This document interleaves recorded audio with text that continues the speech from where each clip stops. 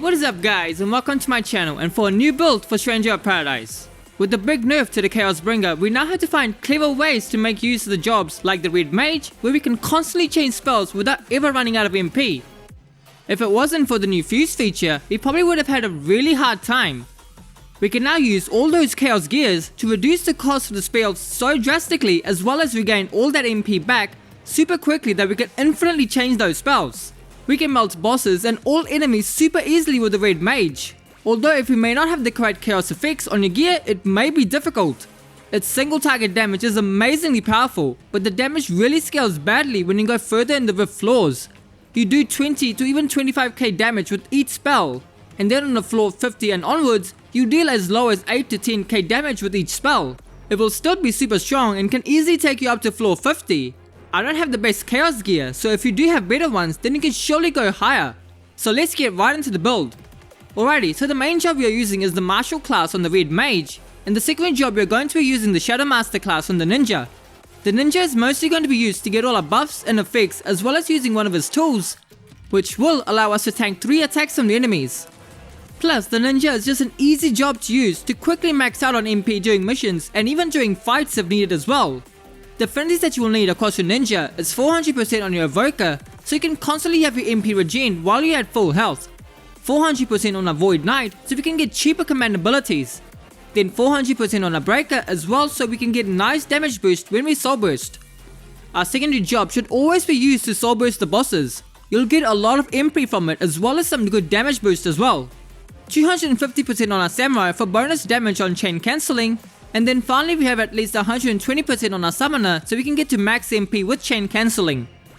Also, it would be good if you could get MP cost stats on your gear pieces for Lunatic, Lancet and Magic Regen, so it gets even cheaper to use those abilities. Getting luck and more soul burst recovery will ensure you get as much MP and loot drops with each kill. That's all you need for your ninja, so now let's have a look at our red mage.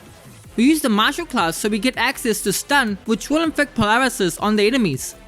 This is amazing, as you can always use this, especially on the second phase of the bosses.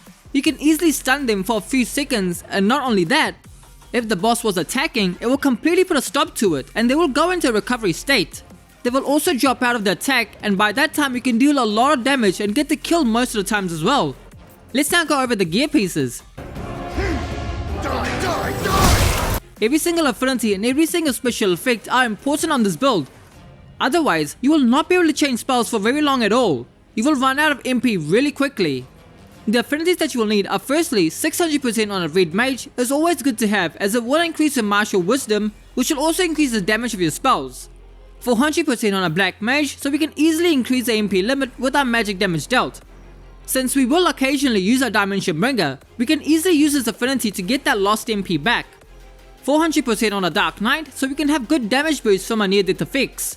Getting 250% on a white mage will add an additional spirit bonus, which will boost your spells, and getting to 400% will give you a free revive as well. After that, whatever affinities you can get with intellect will be good to have. Across your gear pieces, you can get quite a few special effects. MP cost to chain spells. Damage dealt to chain spells is actually really important. Intellect, spirit and near death damage dealt, those should be the most viable options for this build. You can get other ones that boost your spell damage, or even just Lightbringer duration will be helpful as well. Also, your accessory is important for this one. You should try and get the ability Inky Envy. Since your damage really gets scaled in the higher levels of the rift, using this ability makes the enemies take extra damage from both physical and magic damage. You can also set this up before your soul bursting bosses and go into their second phase. The debuff will remain even after you've performed the soul burst, which will easily lead you to do greater damage right from the beginning of the fights. The command abilities we are using are once again Lunatic for faster spell casting.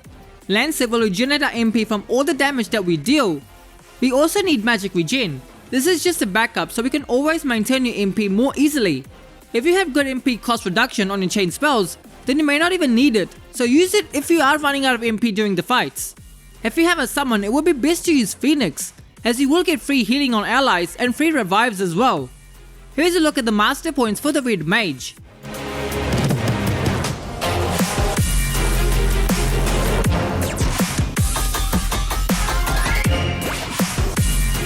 That is it for all the weapons and gear pieces you will need for this build. This build is not so much about getting the right affinities, but the right chaos gear and their effects, so you can maintain chaining spells near infinitely. If you have the correct gear and all your abilities set up, even if you are doing very little damage to the enemies at very high floors, because of their stats, it won't matter as you will never run out of MP regardless of who you are facing. If you are bossing, it's best to go in with allies. It's only for the rifts, as it's really important that they can distract the bosses while you can stay back and launch all your spells from afar. I still don't like the red mage for mobbing as its targeting is really weird. It can't jump from enemy to enemy very easily. It's a great job for single target damage and especially bosses. Once they get some better gear, it will be easily able to go to the higher floors as well. The only downfall to the red mage is it only has access to 3 elements.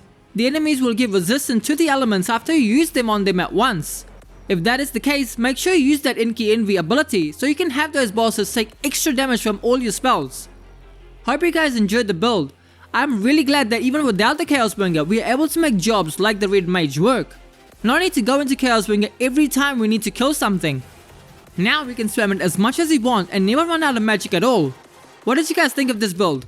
Let me know. I would love to hear from you all. I will catch you all next time.